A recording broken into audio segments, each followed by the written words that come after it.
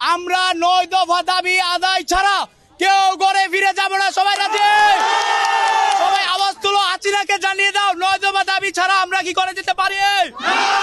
আমরা কোনোভাবে 9 দফা দাবি আদায় ছাড়া ঘরে যেতে পারি না।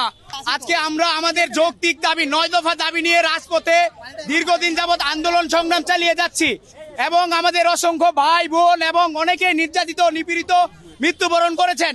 সম্মানিত উপস্থিতি, বন্ধু ভাইয়েরা, বড় ভাই, সবাইকে একটি কথা বলে দিতে চাই, এই অগণতান্ত্রিক সরকার আমাদের শিক্ষাকে ধ্বংস করে দিয়েছে।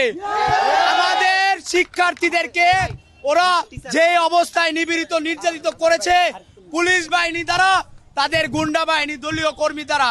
তো আজকে আমরা অনেক কষ্টের পরে আজকে অনেক আন্দোলন সংগ্রাম করে এই পর্যায়ে এসেছি।